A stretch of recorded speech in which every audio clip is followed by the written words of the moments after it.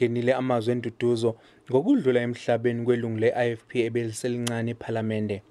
UNxumalo waqala ukuzibandakanya ne-IFP ophikweni lwentsha lwalenhlangano ezikhungweni zemfundo okuyiSADESMO. NgoJulayi 2019 wakhethwa njengosihlalo wentsha kwi-IFP. Ngawo lowo nyaka ube eseyomela leli qembu ePhalamende, kanti ubesasebenze ngaphezu kweminyaka emibili nje vo.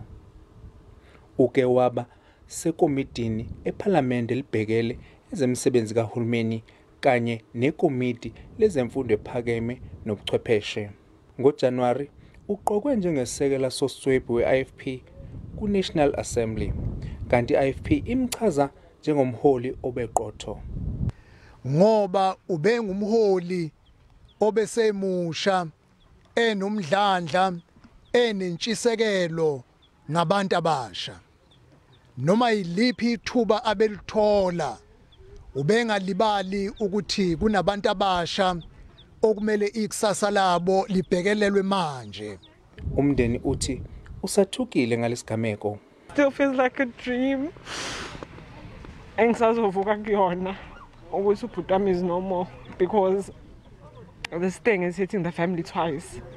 4 years ago, we buried our eldest brother due to a car accident in August. Again, 4 years later, we're burying my brother again due to an accident in August.